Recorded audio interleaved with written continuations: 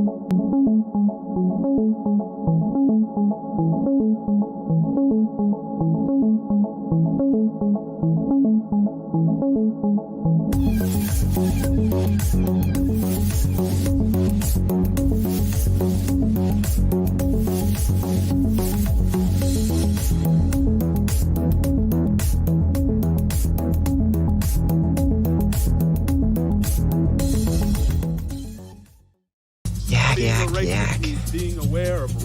Get a job. Do you even know what it's like to be 21 right now? I mean, a quarter of the kids coming out of college can't even get jobs. That's a correct statistic. Mother says you can work hard and go to the right school, but nothing is guaranteed anymore. That's life. Sorry. These guys are right. The whole American dream thing that you guys grew up on, that's all it is nowadays. A dream. We're not gonna get these jobs, and our lives are basically ruined. Reporting for duty. We don't have a job for you. What do you mean? I mean, we don't have a job for you. I am broke. I can't believe I have to sell my TV. Will, you got the job. Oh, yo, wait, come back. All you have to do is take a drug test. Drug test? Was it multiple choice? And there you have it. The extreme bleak outlook on the cybersecurity industry and career path. Or is it? I don't think it's that bleak. But this episode on OT Exposed Raw, we're going to talk about the cybersecurity career path, hiring, a bunch of other stuff coming up next.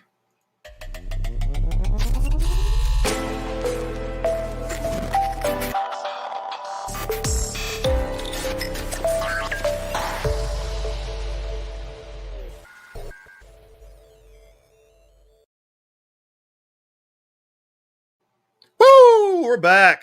It's Friday, and that means, well, at least here in Texas, high school football's back, but we don't care about that, do we? So, a bleak cybersecurity career path outlook, is it true? Or do we just have really crappy hiring practices? So that's what we're going to talk about today with our special guest and our co-host, Dutch Oven with the most, Pascal Ackerman. Hey, we're back again. Once again, it never stops. Nope, sitting outside again, maybe the last time because it's getting cooler and cooler here. Shut up. Until I can't, I'll be sitting outside. So, yeah, good to be back. Looking forward to another cool episode. It's not cool here. Trust me. I mean, it's still, August is the worst, absolute worst month for I heard in your Texas. Air conditioning. I heard your air conditioning. It's probably cooler where you are right now. Well, no, it's working hard for a reason because it's not cool. But anyway, nobody wants to hear about our grievances about the weather and you being comfortable. I don't want to hear about you being comfortable. So let's get to our special guest this week. So, and I forgot to ask him if I should call him doctor or not, but I guess anyway, our guest this week is Gerald Auger, Ph.D. of Simply Cyber. And there's some other special things we'll talk about here in a minute. Let's welcome him to the stage. Hey, welcome. Everybody. Thanks for having me. Excited to be here. Thank you. You know, Welcome, we were just talking about the fact that this is the first time on an episode, I believe, not the first time we've had a PhD, but I think you're only the second, but this is the first time that we've had all three of us as published authors, right? So, and we're going to talk about that later. You are joining the author club, and, I guess, we'll talk about your book coming out. I mistakenly said it comes out Monday in my post. What? You forgetting a couple episodes ago, we had 3 authors as well. Who was it? Uh-oh. Yeah, think about it. Oh, was it? Huh? Yeah. He's gonna be very upset. He's never gonna come back to the show again. Well, it wasn't Ronnie. And nope. Anyway, well, I forgot too. About it. You know what? We have a lot of guests, and I forget who writes what. Anyway, this isn't about you. This isn't about our past guests. This is about. Should I call you Dr. Gerald or Dr. Auger or No, I mean, Dr. G. I got the degree, but I'm pretty chill about it. I think I would only throw it out there if I was trying to get reservations at a restaurant or something. I just Jerry or Gerald's cool. All right. So, one of the reasons why we really wanted to have you on the show. So we met a while back when I came across you guys actually streaming Red versus Blue. You guys were doing that because your YouTube show, Simply Cyber, is very focused on cybersecurity workforce development, career path, and all of that good stuff. And so really appreciated that. You got this great book coming out that we're going to talk about, supporting career advancement. And so I guess first, before we really kind of get into the meat of this, why don't you tell our viewers a little bit about yourself? Yeah, absolutely. Thank you for having me. And for those in the audience, I'm glad you're here. I'm excited to be talking with you all today. So as you mentioned, my name is Gerald Auger. I have a Ph.D. in cyber operations from Dakota State University. I also have master's in information assurance and master's in computer science, which basically just means I came up the traditional higher ed technical track. I was a software developer before I found my true passion, which is cybersecurity, and pivoted into that. That's why I went and got those degrees. I currently have came up on the workforce side, up the GRC path, and then dabbled a bit on the blue team. Never done red team professionally, tons of labs, academic work and stuff like that, especially in the PhD. But I currently work as effectively the CISO, right? That's not the title that's given here, but I'm accountable, reportable to the CIO for a very good size. I wouldn't say large, but mid to large size chemical manufacturing company.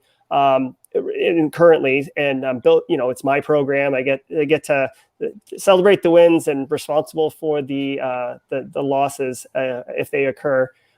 So I am super passionate about cybersecurity, as you can tell. And as Clinton mentioned, one of my passions or my side hobbies that's turned into something so much more than I'd ever anticipated, and it's so gratifying and so satisfying, is Simply Cyber, which started out as a simple YouTube channel for me to just share some knowledge that I've accumulated over the years on a topic that I'm super passionate about, and it's grown into something that has a community. There's a Discord server, a lot of people helping each other. There's the YouTube channel. I've got probably 150 different videos, and the mission statement with Simply Cyber is to help anybody make and take a cybersecurity career further, faster. And really, I envisioned it being the college graduate as my kind of audience avatar, and it's turned into so much more. There's service members pivoting out of the service. There is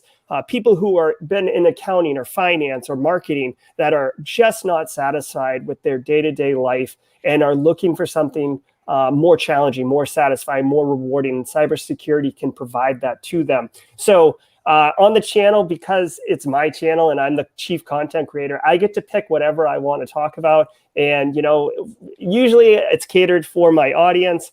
You could see there I've got some different videos on, 5 different entry-level jobs for people. I did a whole series on different jobs, like what's a blue teamer do? What's a red teamer do? And one thing that I just posted recently that Clint had up a minute ago, the Cyber 101, that I'm really proud about. I always forget to mention this. I'm also an adjunct faculty at the Citadel, and I teach in their cyber and computer sciences department. And this past summer, I taught an introduction. It's called Principles of Information Security course. But the idea behind it is there's no prereqs. Anybody, regardless of your technical acumen, regardless of what you've done or what you've seen, this class is achievable for anyone. And it gives you a very wide range of experience across the field of cybersecurity. So when you're done with it, you have a good understanding. I like to think of it as 12 different kind of micro documentaries, but then there's also 8 labs in there. So we talk about networking, and then we do a lab with Nmap, which is a tool that allows you to scan a network. Then we talk about cyber scams and sextortion and stuff like that. And then we do a lab on using social engineering toolkit to trick someone into giving you your Instagram credentials or their Instagram credentials. So I made it step by step, super digestible. I'm super proud of it. It's absolutely free, which a lot of this content typically isn't. But for me, I'll finish it here, Clint. I've been so blessed and so lucky with how much cybersecurity has given me. One thing I don't tell a lot of people, I've been to the South Pole. And I've sat around the South Pole, so I was in every time zone at the same time. And it was because of cybersecurity that I was able to get there, right? So I've have a house, I have a family I can provide for. So I want to share that opportunity with as many people as possible because it's been so gratifying for me. Nice. Outstanding. And, I think a lot of us that have been in this career field for a while have experienced a lot of the same thing. I mean, maybe I didn't have, the South Pole up my butt, but, No, he said his butt on the South Pole. Oh, okay. Yeah. Well, there's no real pole. I mean, I haven't been there. I don't know. But so there's 2 poles, actually. Yeah, there's 2. One's the real pole that they have to move every year because of the magnetic pole moves. See? And then there's a ceremonial one that everybody takes a picture in front of. Let me Well, just there you compliment on your content on there. That it's absolutely, if you're looking into getting a little bit more familiar or brushing up on your cyber skills, absolutely check out this channel. This is fantastic stuff. It explains the tools, it explains the methodology behind it. I've been here a few times myself, and it's just absolutely fantastic. Yeah, thank you, Pascal. And it's not just for people trying to break into the industry, right? Like because pun intended, right? Yeah. Well, I mean, if you think about the user population, it's very much like a pyramid, right? Where there's more people trying to break in, and then the next level is there's less people, but still a lot of people who are entry level, and then higher up, there's only a few people at the top. So a lot of my content is made for a larger audience. But you could be in the industry and still get value out of some of this content because I really cover all sorts of stuff. And I know you guys aren't GRC people, but like I give GRC its just dues because I feel like GRC gets dismissed as like a bastard child that like it's not red, it's not blue, it's not cool. Piss off, but GRC's got its place, man. Wasn't the bastard child like the main character in a Game of Thrones? So yeah, Jon Snow, yeah. At least it's not Ramsay, right? So that's another one. I think that you really can't be in cybersecurity without getting, at least slapped upside the face by GRC now and then. So GRC is, governments and regulation compliance is part of cybersecurity. No matter if you're a SOC analyst or a consultant, I mean, it's part of their career field. It's governance for a reason, right? I almost stuttered there. Governance, like Scooby Doo. But so that's what you need, like a little instead of it's a ghost. We need a Scooby Doo thing going. It's a governance anyway. So one thing that I wanted to talk about is there's 3 areas that I want to focus on the show today, and that's number 1. I want to talk a little bit about what, the career path and talk a little bit about, and by the way, we didn't give you the shameless plug there on all this stuff for a reason. Number 1, it's free. Number 2, this is a worthy cause, unlike just cybersecurity, right? I mean, we all run around like Chris Hemsworth, with a body of a god. I'm more like Buddha, but gun-toting adventures, right? That's what cybersecurity is all about, or maybe not, and that's what we need to tell people, or maybe we tell people it is, so we get them in the industry. Bait and switch, but ultimately, I want to talk a little bit about, what it means to be in cybersecurity, how to get through and progress through the different levels of cybersecurity. But also, there's another glaring issue that I want to get to as well, which is some of the outrageous expectations put on job requirements, cybersecurity job requirements, in entry-level positions, or a lack of entry-level positions, I guess. And so we'll talk about that too. But why don't we first talk a little bit about just overall the cybersecurity skills gap, because I think there's a little bit of disparity there in that we have this huge cybersecurity skills gap, and that's a buzzword there. I'll have to go ahead and just hit myself on that one. But we have this skills gap, right? But yet there's a lot of people out there that are looking to get into cybersecurity and having trouble getting into it. So there's a disconnect somewhere. And so what are your thoughts on this skills gap? Yeah, so there definitely is a disconnect, right, between people who have jobs that need to be filled and people who are looking for work. Hopefully my camera stays in focus there. It seems like it's a little out of focus. So there's a couple issues going on here, right? First of all, there is HR, and HR is a problem because HR has this idea of like, cookie cutter positions, right? But the thing is, in our industry, specifically in our industry, there is cybersecurity analyst, right? But what does that mean? If you are let's say you're a Palo Alto shop, right?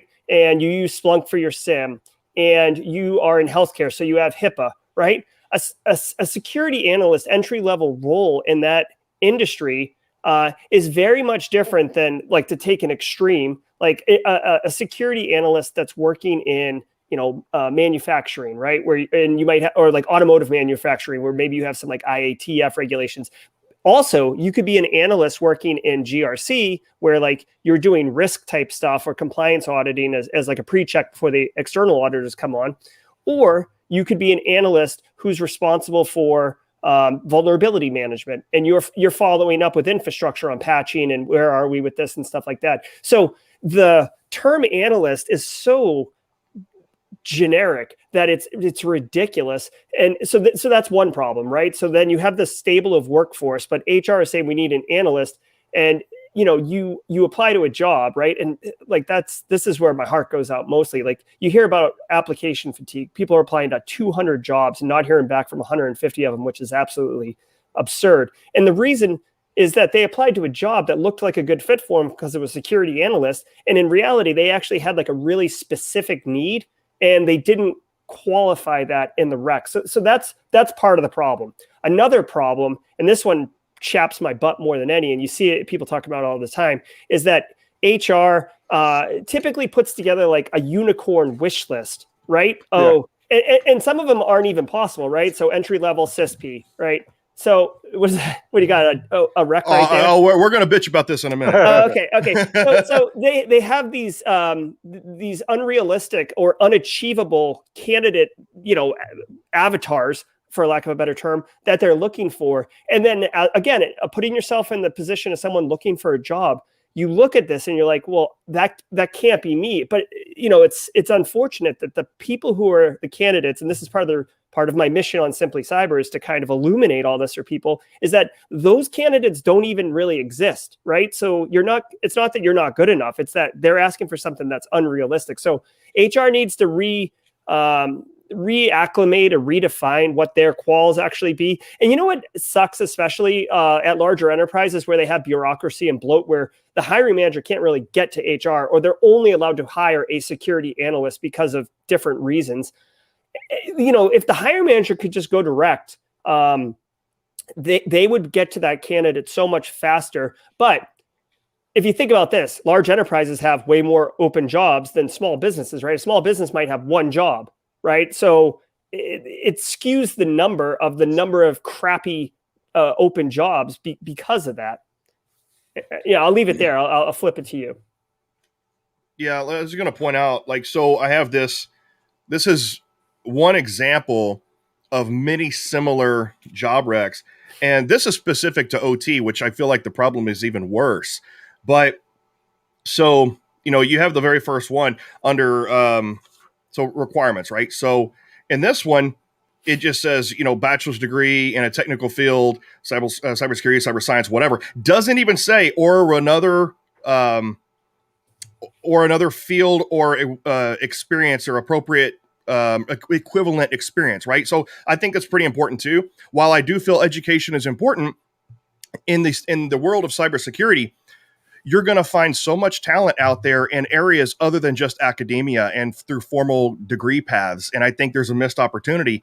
But that's talking about with experience, though, especially old schoolers like myself that didn't take the traditional path. But if you're talking about entry level positions and things like that, so here, most of the job recs I see out there, this one says minimum 7 years of experience. I very rarely even see a position that's for entry level in cybersecurity. It's like minimum 3 years of experience or whatever. Mm-hmm.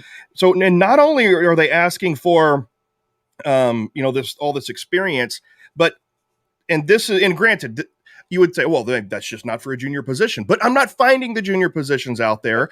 And all these recs are the same. Go ahead, Pascal, and I'll share the rest. No, that's where I was going to go. The skills gap is with the higher level positions, right? There's no way for people to get into the field because there is no requisitions for the junior positions. It's like we don't want to train them or something. I don't know where that came from, but we need to have a healthy dose of junior positions so we can start creating skilled people from the beginning, right? Because you're not going to hire somebody with 20 years of experience that came straight out of college and that knows Splunk for the last 15 years, and requirements like that are out there. Yeah, and we'll get to some of the advice for hiring managers here in a minute. But for example, like on the they said so they want experience with the capabilities and configuration of cybersecurity controls, blah blah blah, et cetera, advanced knowledge of control systems utilized in ports and maritime, oil and gas, chemicals, manufacturing, utilities, electric, transportation, manufacturing. I don't know too many automation engineers that have experience in all the different verticals of I don't think OT. I even have experience with that. Yeah, and so that's a ridiculous requirement. And then they say strong written and oral communication skills, ability to operate under pressure, knowledge and or experience of legacy modern computer network equipment, telecommunication, strong technical writing skills, and they say writing skills again. So this is the perfect example of that unicorn, right? How many engineers or really technical people do you know are also good? Oh, and then another one here, ability to communicate with management. How many technical people do you know that are good with writing technical documents, also good with all the configuration and the technical aspects? Malware analysis is on here. Really? You want somebody who can do malware analysis, but also do GRC, but also write technical documentations, but also write reports and communication with management? This person does not exist. Right? Yeah, that sounds like an entire office. Like that's like that's an InfoSec office capability. Yeah, I mean, this is ridiculous. And I didn't make this up. I didn't type this up myself. I mean, all over the place. I just picked one of like 10 that I found in 5 minutes. I mean, that's ridiculous. Let me point out really quickly, though. So security best practices is that all of your communications, even resumes, or even job postings, you should make things as vague as possible, right? You don't want to put a job requirement out there that states, I want Cisco specific knowledge, and you have to be proficient in Cisco firewall 5555, right? That's just a giveaway to a hacker to say, okay, I can take that data and I can start attacking these guys. So maybe there's a little bit of that going on, but this is ridiculous, right? The amount of unicorn skills that were in this job post. Yeah, and go ahead, Jared. You look like you were gonna.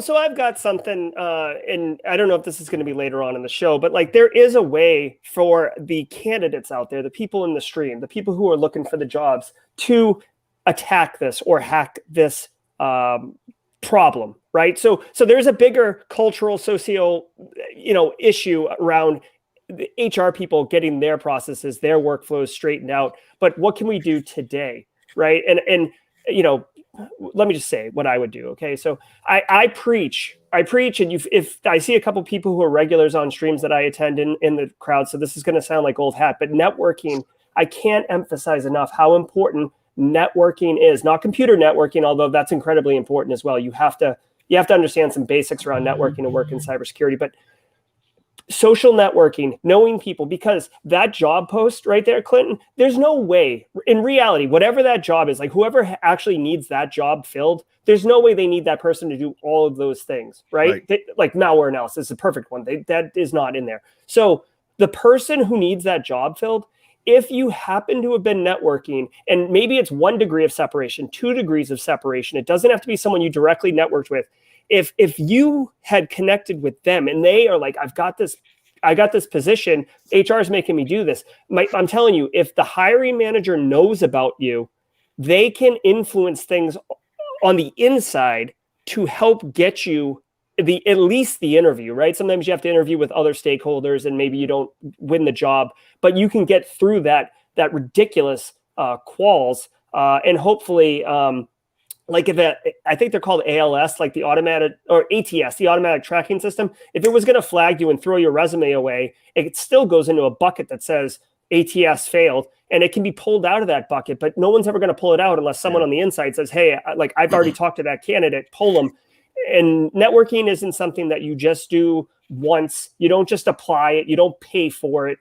It's work. You got to do it. But I'm telling you, people, and I'd be curious, Pascal and Clint, in your experience, I'm telling you right now, I've had like really 7 jobs in my career.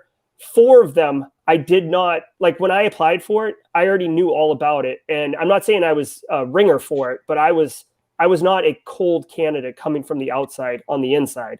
And it made a world of difference. You know, a couple of them, it was like I'd already, before I even went through the interview process, the job I have right now, before I even went through it, it was already like, I'd already met with the hiring manager. We'd already discussed, we'd had a coffee. Like we aligned philosophically on what we wanted to do. And then the interview part was more paperwork, you know? So, Yeah. So anyways, I don't want people in the audience to feel like, geez, how am I ever going to get around this mountain? Yeah. And that's the point. I think that's where we're going next, right? Is we want to talk about like, how do you combat that? Because I really feel like that perspective, right? When you're seeing job posts like that, number one, to me, it's like a spaghetti job post. The job post is a bunch of spaghetti. You're going to throw it against the wall and see what sticks and see who comes. But it's also a matter of exactly what you said. It's either HR is pigeonholed about, what they're actually allowed to hire, but also whenever, that's specific to whenever they call it an analyst, but it's not really an analyst or whatever. I think that in a case like this, where you have everything in the kitchen sink in the job rec, I think that is a department that lacks the manager, that they don't actually know, or they didn't communicate with the HR department on what they really need. And so this is the result of somebody's research of just finding, well, we just want somebody that can do all this, and not really even understanding that somebody can or can't do all of that. That is a job rec put together by somebody that doesn't understand the position or the career field even. Did you mention the job title for that one? What they were looking for? The funny thing is, I know who this company is too. I'm gonna go slap them. See, that's where networking comes in handy. You can see these, and you can go over there and actually slap them. And on top of that, most of them are in Texas anyway, so they're probably neighbors of yours. Most and that's likely. Even easier to slap them. So it just says job description, job duties. I didn't actually get. So I guess when I found this, I didn't actually look at the. I mean, it's not like I'm going to ZipRecruiter or anything. I'm just looking on people's websites and stuff. I didn't see. I think this is actually for a cybersecurity consultant position, but even a consultant's not going to have all of that. No, you gotta concentrate in some areas, right? Yeah. This might be one of those things to where it's just a generic job description, and they want different people to fill these positions. So they're just being lazy and put it all in one job rec, but that's still scaring people away. And so I can't do all that. So let's move in. One. Yeah. Let's move on to on the career path, because I think that number one, and I've seen you talk about this before, Gerald, on some of your streams about how, the cybersecurity career field is an industry unto itself. In that, I mean, you have so many different positions, from technical to sales to GRC to a SOC analyst to a pen tester, malware analyst. And so there's a huge variety to choose from. And so let's talk about real quick first about how the applicants from junior, let's talk about some tips and tricks and some career hacks that college grads and juniors all the way up through working on your career advancement can break into the cybersecurity career field or advance their career despite this horse shit. Yeah. All right. Yeah. So let's do it. I see a couple of people in the audience too, like Jess Bishop and Ben Sherrill, and Paul Rogers. Hey guys, just love those people that they're chiming in about the power of networking. And I totally appreciate that. Yeah. I saw one here. This was a really good suggestion here. Yep. There's Paul with the Neil Bridges 1,000 Connection Challenge. That's getting 1,000 people on LinkedIn. So let me give you two things right now. Right. One is a power tip for how you put experience on your application, right? But before I do that one, the first one I want to tell you is a power tip, and it's a mindset, right? Because I had this conversation with someone yesterday who reached out to me, and I told them that you have to network, and they're like, "Well, I'm not good at networking or whatever. I don't see how it gets me a job." You have to change your mindset on what networking is. If I'm connecting with Clint on LinkedIn because I want Clint to give me a job, that is not networking, and that is not going to work. I can tell you that networking will work, right? I can't tell you that it's going to work in 30 days, 45 days, 90 days. I can't tell you if you bust your hump, you're going to get it done faster than someone who's, casually networking, right? It probably would, but there's no definitive time. You don't know when the opportunity is going to happen, right? But if you've ever heard the phrase, luck is just opportunity meeting preparation, right? Like it's not luck. It's you're prepared when the opportunity is there, right? So this is what networking is. You can definitely benefit from it, right? You meet like-minded people, you meet people who have strengths in areas that you do not have. That way, when an opportunity comes around and it's not a good fit for you, but you know that Jess Bishop is really good at that, you put him in contact with Jess. I got a person, right? I funnel jobs all over the place all the time because it's either not a good fit for me or I know someone that reached out to me. So do not have the mindset that networking is an ends to a mean, right? It is more of it's a cybersecurity professional lifestyle thing, right? It's you're contributing, you're taking from the community. And if you're just hell bent on like, I'm doing this just to get the job and F everyone, it's going to smell like that's what you're doing and you're not going to be adding value and people aren't going to dig that. Right. So that's my first power tip. Now, the second one that's much more, specific and actionable at a precise level.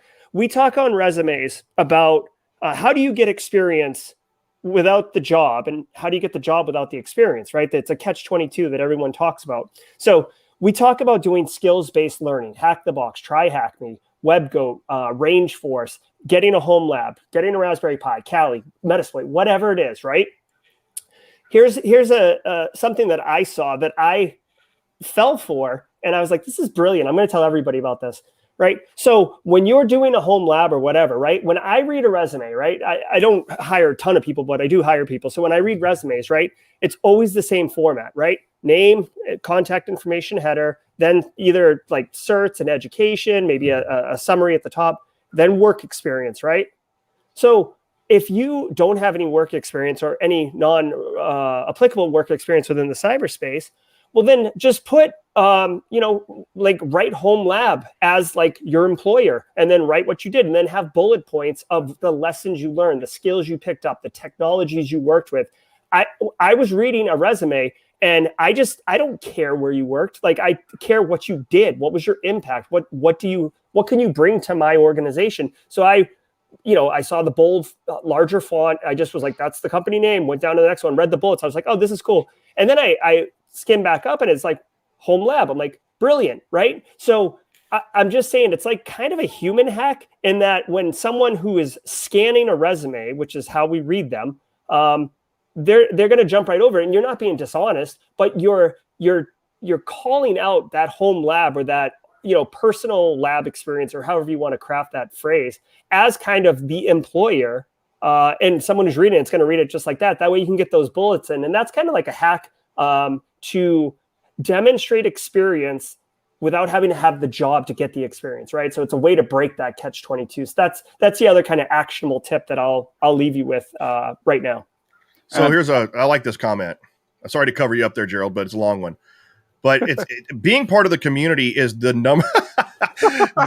part of the community is the number one way to get jobs in cybersecurity.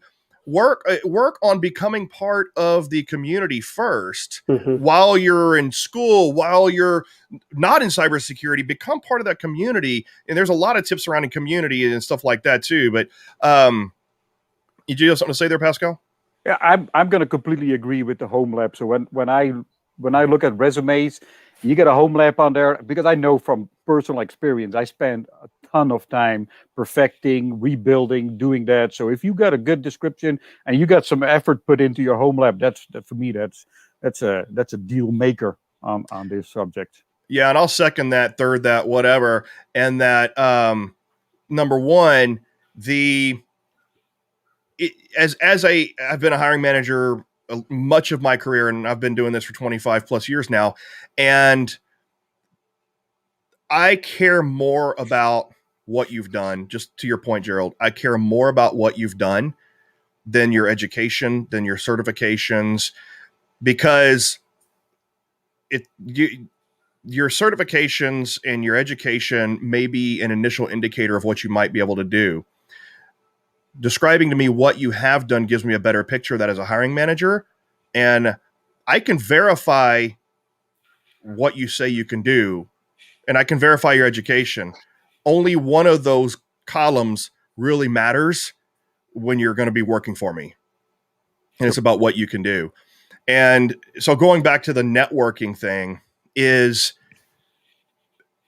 meeting people in the community. You're going to get past this minutia of job requirements, and you're going to actually hear about job openings in the communities, like your local DEF CON communities, the Beer ISAC community. Yes, it's a shameless plug. I'm going to have to give one that. Got to throw that one out there. But being part of these communities, your local hacker groups, cybersecurity groups, this is where a lot of hires are made. This is where a lot of job notifications are posted and this kind of stuff. So yeah, be a part of the community. That's always one of my biggest tips there. So I agree with you guys there. Wouldn't it be great if you had proper networking going on, and you could go past that job posting and actually go to the guy or somebody who's in the same company and say, hey, I'd like to apply, but what the heck? Is this really what you're looking for? And they might come back and say, yeah, well, that's what we're doing. Or they might come back, oh, HR, they have to put all of that stuff in there, what we're really looking for. And that's where networking comes in, especially handy, just going straight to the source of this stuff. Yeah, and I might add, Pascal, another thing you might get is the leadership there is terrible. I'm actually trying to find a new job myself. Do not, and you're never going to get that in open channels or, LinkedIn or, so that's valuable too. I mean, you don't want to shoot yourself in the foot and waste 6 months going through all that, get the job, and then find out 90 days later that it's a nightmare. Real quick, I shared my screen, Clint. Can we just do that real quick? I want to provide this since we're talking to everybody. Hey, everybody. So this is simplycyber.io, my website, but I just want to share across the top, there's this free resources tab that I maintain. You scroll down a little bit, there's cyber resume templates right here. Check this out, right? It'll take you all the way to the bottom. I've got 3 resume templates, short form, long form, but this one right here allows you to highlight if you're doing a lot of like home labs and kind of alternative education skill building stuff. So I just it's free. All right. It's a Word document. You guys can use it. It's a full resume template. So please take advantage of that. Please. So another one that's always helped me is I build up, I started and build up a meetup hacker group back in Seattle. So having stuff like that, where you've been with the community, where you build the infrastructure, where you build a meetup group, where you did that kind of stuff for the community, is always a good one to have on your resume as well. Or even if you're part of one, right? You don't even have to start it, but if you're part of one, hey, I'm dedicating my time once a week to go out and to help the community and to do this stuff. That's a fantastic little extra on your resume. Yeah, and I'd like to add too, like that's a great point, Pascal, to piggyback on it too. Like, the easy way to network, right, is just chiming in on someone's LinkedIn comment or in Discord having like a casual conversation. But think about what is missing. What would you like, and be the change, right? Like taking initiative is so awesome. And there's someone in the audience right now that I want to call out and highlight. So. And then I'll comment on this question about the platform. Yeah, I'll bring the question back up in a minute. So there's a person in the audience right now called Peter McKinnon. Okay, not the Canadian guy who's huge on YouTube, but a different Peter McKinnon. Okay, and he is on my Discord server, and he messaged me. There he is. He messaged me a little while ago. He's like, "Hey, I'm new to the industry. I'm new to everything. Like, just trying to get my feet wet, whatever. I would love to know more about programming. Do you mind creating, or how can I create like a little channel in your Discord server called Coding 101, or this is what we came up with, Coding 101, and I'll post a challenge of the day that's like a fairly simple Python challenge. But he's like, it'll keep me honest, it'll keep me doing a daily thing. And oh, by the way, if anyone else wants to learn coding, they can do this challenge with me. And I'm pretty sure he started like a little community, and like he is being the change, he's providing value, and I'm sure he's networking with people who are doing those challenges and stuff like that. And it's just such an interesting, innovative way to self-develop, get something for himself, provide value to the community, and be a natural networking opportunity, because you're going to be discussing the challenge. You're going to be talking about how you did it. Maybe you code it 2 different ways and the benefits of that. So just a shout out. There's more than just responding to LinkedIn comments. That works, but there's a million other things you can do. There's another one for coding and stuff like that. There's all these coding challenges websites out there. There's one, I can't think of what it is. It's called Star something. But there's these challenges and they start from beginner, like I don't know shit about programming, all the way into technical complex algorithms and encryption and stuff like that. So but Star, I forgot what it is. Aaron, one of our developers, knows about it. I forgot. If someone can find that, if you know what it is, put it in the comments and we'll put it out there. But like, there's tons of stuff out there like that. To your point, let's get to this. No, really, ahead, really quick Pascal. before we move on. The one I came across this week actually, cyberdefenders.org. So a lot of these, like Hack the Box, Try Hack Me, they're all about attacking, but Cyber Defenders is about the other side. If somebody got hacked, there's like VMs on there, or like images, disk images, and more of the incident response and threat hunting. Yeah. So cyberdefenders.org, I love it. I've been all over that thing right now. So going back to the communities, they said this viewer asks what platform has the best communities, and I think that's variable, right? I think it really boils down to, like, I prefer, of course, we're in COVID now, but outside of COVID, I prefer your local in-person communities, going to your cybersecurity conferences, going to B-Sides events, join your local DEF CON communities. But your communities are going to be completely dependent upon who's in it and how involved people are. Every community has its own personality. There's 3 or 4 different communities here in Houston. Some of them, which I really like, some of them I'm just kind of like, it's not for me.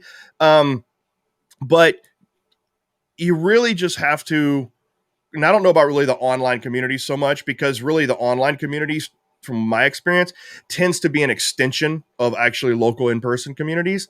But when they're online, it gets really impersonal. They get really large.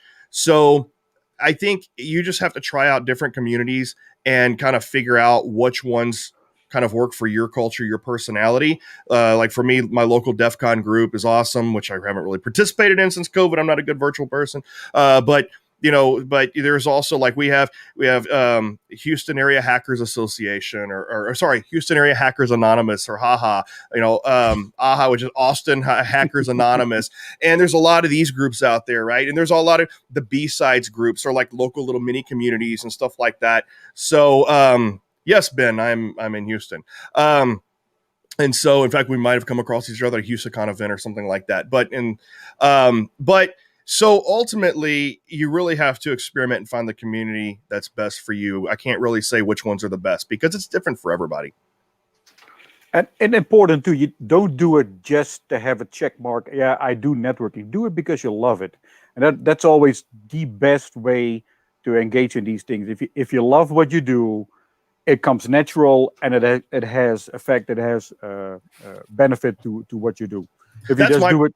Yeah, go ahead. No, if you just I was going to say, that's my pro tip, right? Yep. So my pro tip is, and I've done different talks at different universities for this, and I'll be doing a presentation at HoustonCon actually in October about this, and I'm going to steal information from Gerald's new book, and I'll give you proper credit and references, but royalties, yes, thank you. But and we'll talk about your book here in a little bit, but okay. But one of my pro tips is, because cybersecurity is so broad, that, and if you're not sure what you want to do, there's so many aspects to it. Pick something that you like to do. Pick something you think is fun. What do you like to do? I promise you, just don't even think about cybersecurity.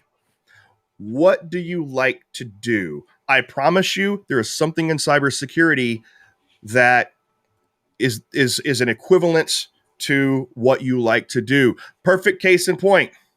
I like to play video games. I like to develop video games. I found a way to make cybersecurity and video games my career, right? So you can do it. You can find a way. And so ultimately, if you do something you love, to your guys' point, if you do something you love, you're going to do it well. And if you just focus on that, you're going to do it well, and you can equate it to cybersecurity, and then that's where you can go in cybersecurity. Nobody says you can't change later. I mean, that's the great thing about cybersecurity, is that there are so many lateral pathways to move into different areas. So find something that you like to do, find the cybersecurity equivalency and go knock it out of the park. Great tip. Yeah, absolutely. Yeah. So and if you find, and if fail fast too, right? If you think it's something, you do it and it's not, move on to the next thing. Don't try to force it to be what you thought it could be, right? Fail fast. That's another like pro tip or whatever. Like, don't, if it's not for you, there's so many options in the field. Just go do something else. And also this is a minor issue, but one thing that I kind of hear a little bit about from time to time, and it's important for people who are new to the industry, like there's, if you're kind of engaging in a network or you get a mentor and if you feel that you're being taken advantage of, you're being taken advantage of. And there's a lot of people out there that are willing to help. So don't feel obligated or tied because this person gave you an opportunity. If it's a toxic relationship, just a quick PSA on that. Yeah. And so let me give you a tip from the dark side. So one of the things that we used to do during red team engagements was, and this story is actually, I'm not promoting my book. My book is so outdated. I'm not trying to sell my book.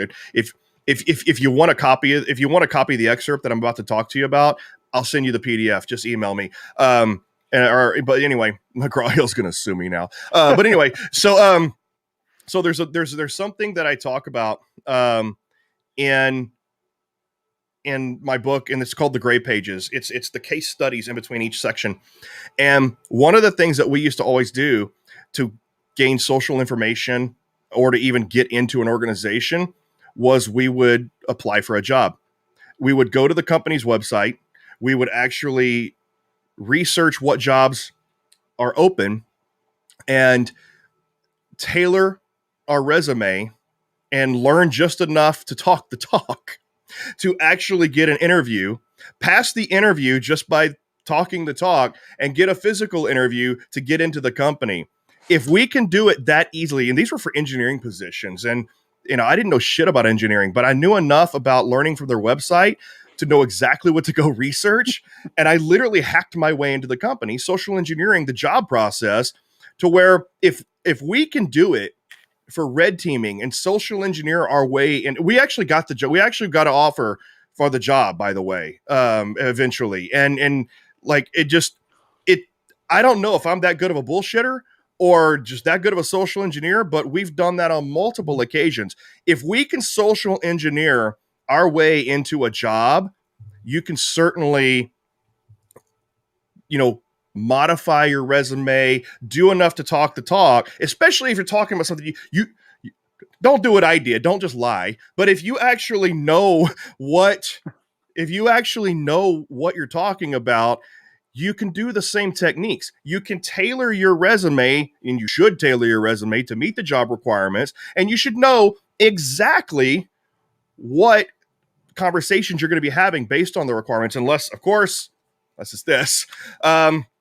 But anyway, and so I just a thing there that's like, there are ways to understand where the conversation is going to go. There are ways to be able to make yourself more attractive to your resume, because I can't make myself attractive. But when you make yourself your resume more attractive, understand the job, research the position, and if there's something you don't quite know, like, look, somebody, I don't know, somewhere in the comments, somebody said, well, what if I don't, know quite everything or whatever? But the bottom line is that if you know 90% or 80% or 75% of the job requirements, but there's something you don't know, study up, exam cram, be able to talk the talk, get the job, and then learn. Yeah. I mean, I've heard people say that the job rec is more of a wish list for the company, right? So it's not the expectation that you would execute all of these roles. It's this would be great to have.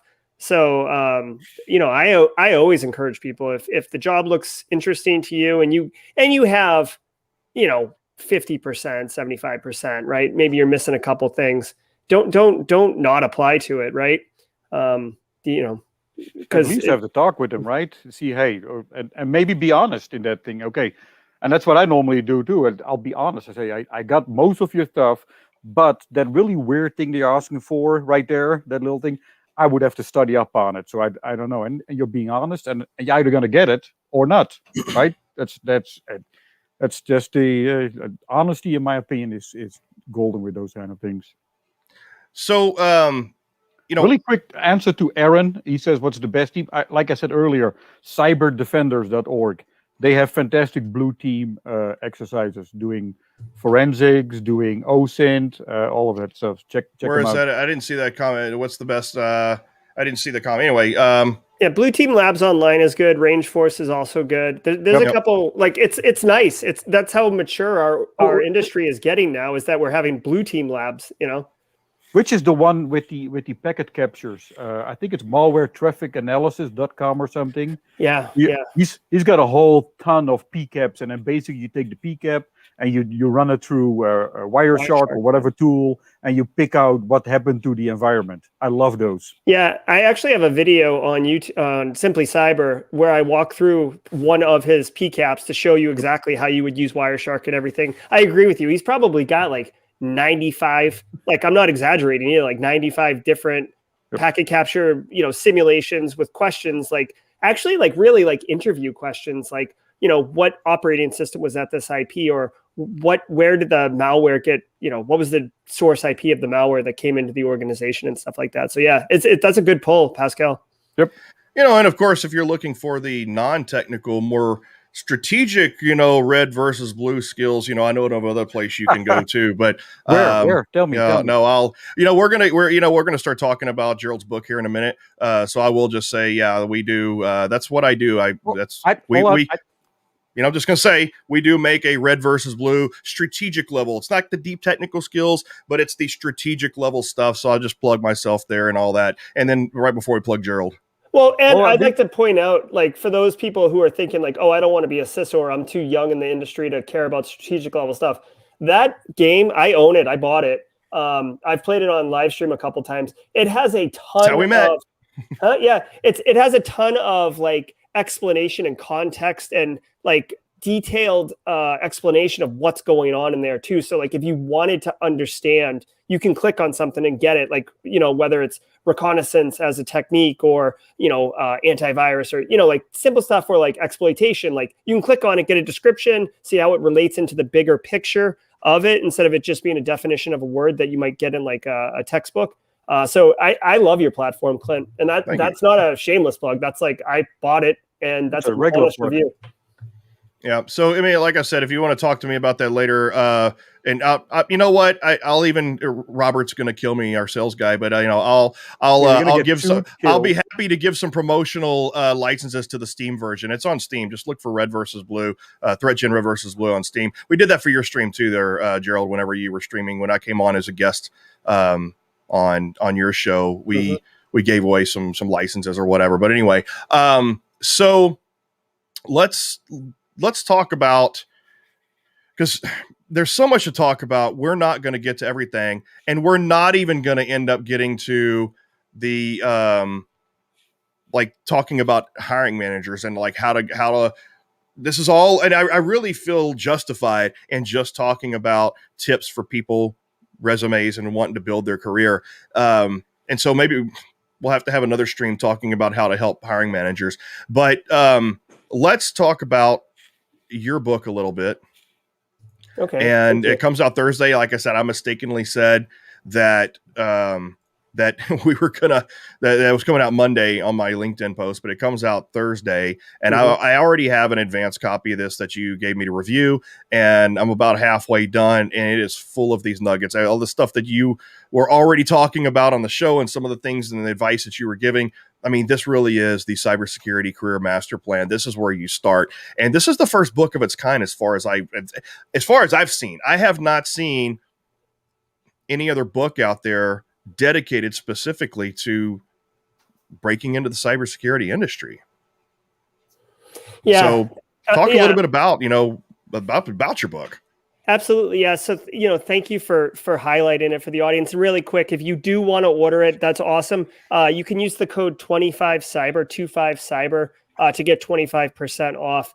Now, Let me tell you a little bit about the book structure, and then let me tell you kind of why it would be, worth getting, right? So a lot of the education, we live in the golden age of cybersecurity education and training. Like my website, Simply Cyber.io, it has probably 300 to 400 free resources. I do YouTube; it's free. Like so many other people in the industry, different diva, like Neil Bridges over at Cyber and Security, doing so many free things. Right? We got Hack the Box, Try Hack Me, all these labs. Right? It's all free. Right? But one of the challenges that became obvious to me is that you don't know where to go, right? Like you could spend your time, your cycles, like studying, red team stuff and maybe advanced stuff, or you're like looking at forensics on Android devices. And that's not really that's marketable if you're going to go get that particular job, but the number of jobs needing that skill is not that high, right? So are you spending the cycles on the right things in the right order, right? So the way that this book is, like, I like to think of it as almost like a Sherpa who has already walked the path 150 times, 200 times, right? And depending on where you want to go up the mountain, the Sherpa can take you there, right? Do you want to just go to base camp? Let's get you there. You want to get to Summit 2? We'll get you there. You want to go all the way to the top? I know the path. Let's do that.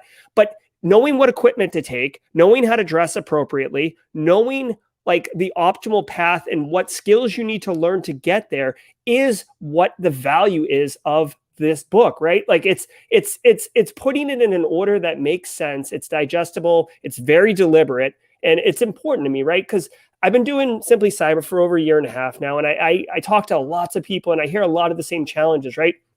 So the way that the book is set up, it's 3 sections, right? Section 1 is basically, do you want to work in cybersecurity? Because here's a spoiler alert, and it's sad. Cybersecurity is a lifestyle, right? It is not for everyone, right? That's not to say that anyone can't get in. Everyone can, but you might get in and be like, oh, this isn't for me, right? And that's fine. That's totally cool. But like, let's do section 1 and figure out, is it what you want? So we talk about what the field actually is, what kind of jobs there are, what kind of industries you could work in, and the pros and cons of those, because working in manufacturing is different than working in healthcare, is different than working in energy, is different than working in financial services, right? And there's benefits and cons to both of them, right? So we talk all about that.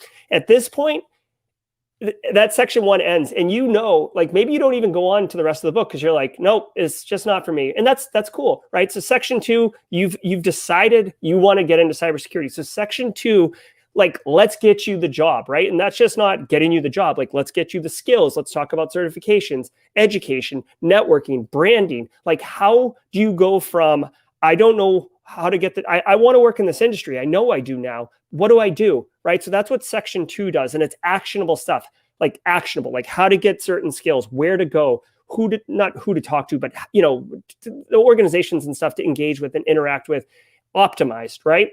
And then at the end of section 2, you've basically got in the industry. Congratulations. Right. We've got you the job. Now, section 3, let's talk about, because once you get the job, that's fantastic. But another thing about cybersecurity that might come as a shock to some people is our industry is constantly changing. Like 5 years ago, cloud was around, but it wasn't nearly as dominant as it is today. Zero trust architecture and identity being the most important thing versus what it was 10 years ago, with like on-prem networks and big, strong walls around the network. That was your protection, right? So everything's changing. The way threat actors attack constantly changes, right? We see it in the news every day, right? It's a cat and mouse game. So you need to stay sharp. So in section 3, we talk about how you could stay sharp, how you can give back to the community, how you can mentor, how you can engage, and really how can you have the most satisfying career in the field and be part of the community, because it's pretty obvious, right? I hope at this point, like, I'm a huge community contributor. I love our community. I am so all team cybersecurity that I want other people to at least understand the opportunity of choosing to do that, right? And that's what the book does. And that's why it's called Cybersecurity Career Master Plan, because it takes you from, just landing at base camp and not knowing, how to zip up your jacket, all the way to being the person leading the tribe up the mountain on the second go around, right? So that's kind of the genesis and what you can expect from the book. And I'm really proud of it, right? It took like 6 months. I will say here's a really interesting thing too. So I was originally asked to write this book, and I thought about it. It's a lot of work. I got a lot of competing priorities. So I was going to split it in half, and I couldn't put in contact with a very, very special, brilliant individual named Jax Scott. And I asked her if she would like to do this book with me. And she said, yeah, absolutely. So Jax and I start working on it, and we have different backgrounds, different skills and strengths.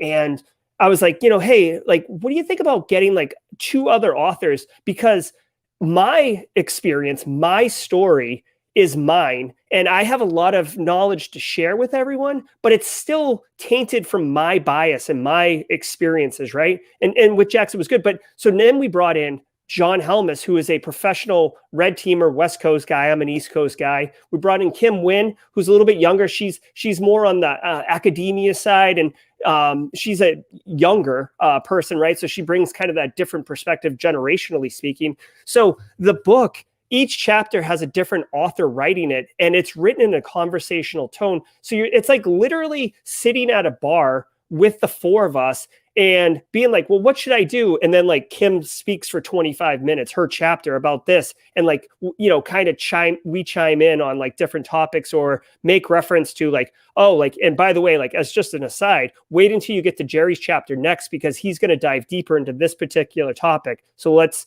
so stay tuned for that and then continue on. So like, it's a very, I don't know, it's just really great. It was such a great experience working with those 3 other authors and bringing this thing to life, that I hope, Clint, thank you for the kind words. I hope that the people who read this really get value out of it. Like the money doesn't even matter. To me, it's like getting this in people's hands and having them take advantage of it is like a Thor's hammer, and just like wrecking stuff and having the career that makes them happy. That's what I want. That's the book. Yeah, I mean, that's what I'm seeing as a career professional and a hiring manager. That's what I'm seeing from it, and it's really great. Like I said, I think it's one of the only professional publications out or coming out that I've seen that addresses the cybersecurity career. And so, and we've already run over our time a little bit, and so we're going to have to wrap this up pretty soon. But I just want to say that, I mean, this has probably been one of the biggest topics that I've seen that most people are interested in, how to break into cybersecurity. And by the way, I am going to give a plug to Haunted Hacker, who joined our viewer, joined our chat. And Haunted Hacker and that whole community is really big into career development, workforce development as well. And definitely check that out. And hopefully we can get the Haunted Hacker community and Mr. Haunted Hacker himself to hopefully be a part of a future show to talk more about this career development stuff, because I think that this is the premier issue that we're facing right now in the cybersecurity industry is succession. It's getting people, qualified people, and just entry level people opportunities. There's too many advanced positions, and the source shit that we saw, earlier about these ungodly, unicorn job descriptions and everything. It's like, how do we make opportunities for entry level people? And we're going to have to cover it on another show in the future about, kicking the hiring managers in the ass and talking a little bit about hiring manager tips. But for now, we're going to have to leave it at that. There's so much more meat on the bone, so much we're leaving here, but we're going to have to end it to keep it at time. And we've all got other appointments to get to, at least, well, not me, it's Friday, but Gerald probably does. And I know Hacker doesn't. Hacker, Pascal, we'll call him Hacker Man. But anyway, so, before we part though, before we go away, so is there anything left that we want to say as kind of like a parting comment or anything like that before we go? I don't want to just cut it off and say, okay, that's it. Bye. Is there any last thoughts that we want to give, like Jerry Springer? And here are my thoughts. But is there anything we want to say before we leave? I was saving this for that. So I was just going to share the best foot in the door approach to getting a job. My current job, I landed by writing a book on the subject and then having the CEO I wanted to work for review that book. And guess what? He came back and said, I'll review this, but you have to come work for me. Wait. Let's plug this guy. I don't know what you're talking about. Wait. I did not put that out there as a contingency. I was going to review it anyway. By the way, you even plagiarized some of my shit. So come on. You're like, oh, this chapter that you plagiarized, I completely agree with that one. Yeah, that was the best chapter ever. But yeah, so anyway, Gerald, do you have any final comments? Yeah, cybersecurity as an industry continues to be awesome. It's always changing. It never gets boring. It is a lifestyle. Be aware of that. But it's a great inclusive community. I feel like it used to be toxic 10, 15 years ago, and that's been rooted out, and it's much more sharing, inclusive, and the toxicity almost gets brought to light immediately by the community and kind of handled. It's self-policing, isn't it? Yeah, definitely. It's very cool. So it's a great time to be in here. If you're on the fence, get in the pool and let's swim. So I'm always around. I'll be talking until I can't. Absolutely. So you know what, everyone, this is not the last conversation we're going to have on this topic, cybersecurity workforce, career development, and we've got to talk about kicking the hiring managers in the ass a little bit on other conversations. So we will talk about this more in the future. We will have another episode. In fact, I might even try to get Gerald on again because we have meat on the bone here. But in the meantime, thank you everybody for joining us. Peace out, and we'll see you next time. Really quick. Oh, really quick. shit. What? Come on. Really quick. In the meantime, if you have any questions, we're all on LinkedIn. You got our information. Reach out if we can make it just a little bit easier for you to get into it, or at least not scare you away from getting into cybersecurity, because we need everybody out there to help us. Contact us. We'll help you as good as we can. Yeah, and that you know what? Okay. It was worth saying that because I will say, I would say that in general, most people in cybersecurity are very approachable, and it doesn't matter if they're authors or famous people or whatever. Maybe Mitnick's kind of hard to get a hold of, but I mean, it's like ultimately, I welcome people to connect with me on LinkedIn, reach out to me personally. Yep, Ben, if you're in Houston, we'll meet up for beers, whatever. So I definitely want people to contact me, and I will love mentoring people to help get in this community, whatever. I'll share my knowledge, and I'm sure we're all the same here. So, and then you'll find a lot of people in the industry that are the same. So with that said, now, if you'll allow us, Pascal, to go ahead and end the broadcast. Can we end the broadcast now? Sure. All right. Well, thanks everybody. Peace out, and we'll see you next time.